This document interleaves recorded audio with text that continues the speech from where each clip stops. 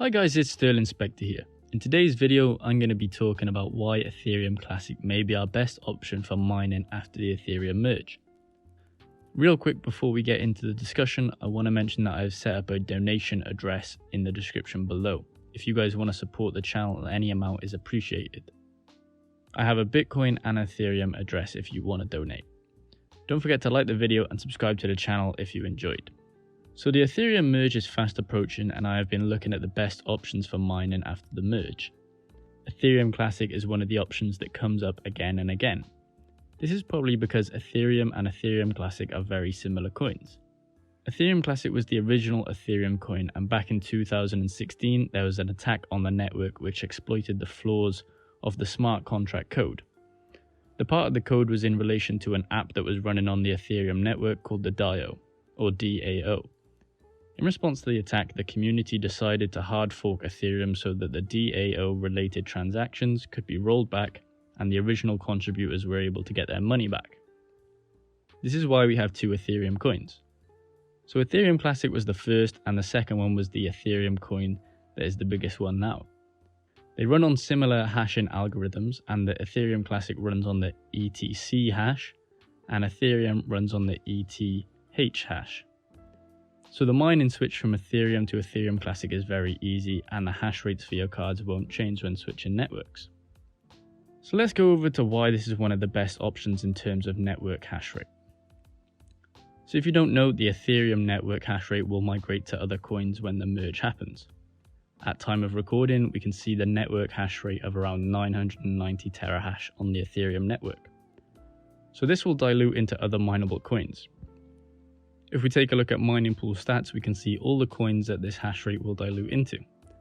So we have coins such as Ethereum Classic, Zcash, Ravencoin, and FLUX. These are all other proof of work coins that will get hit with massive amounts of hash rate in the future. Right now, Ethereum Classic is the second largest crypto that can be mined with a GPU. Because GPU mining is our focus, we don't count the other coins that are being mined using ASICs. These are coins such as Bitcoin, Litecoin, Doge, and Cardano. So when the hash rate hits all the other networks, I think we'll probably see a lot of that go to the Ethereum Classic network. Currently, the network hash rate for this is 25 terahash, and I think we can expect to see around 100 terahash hit the network after the merge. Now that's an increase of 5 times to the network. Now if the network receives 100 terahash, then the profits will decrease by a factor of 5. So the network hash rate increases, the profits will decrease. Now we can actually calculate roughly the profits when the merge happens. So currently we can make around $6 a day with 3 3090 cards if we mine Ethereum Classic. So we take this $6 and divide it by 5 to give us a rough profit of $1.20 a day.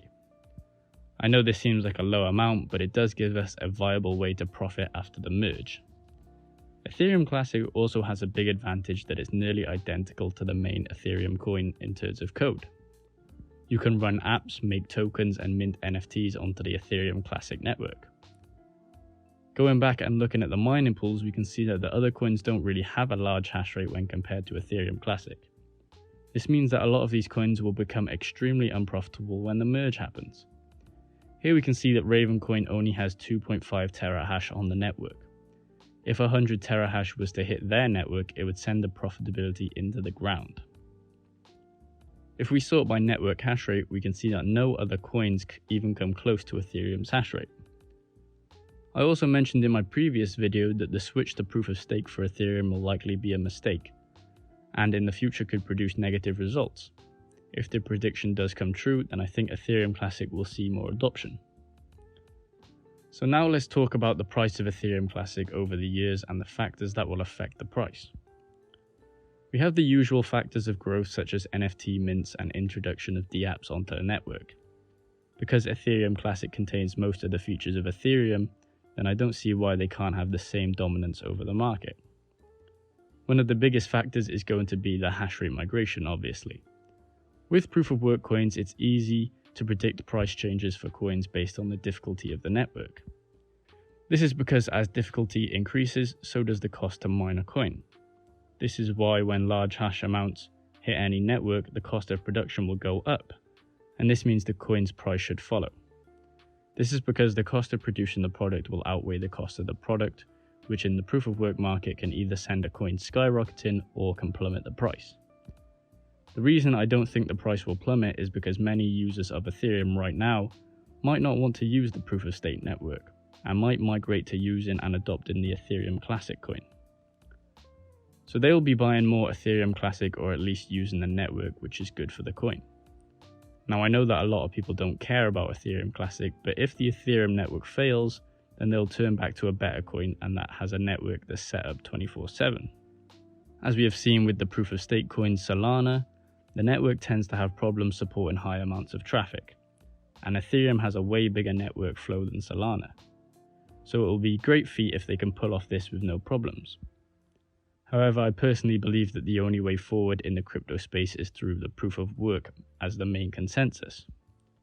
Before we get into the price charts, I want to point out that the supply cap of Ethereum Classic.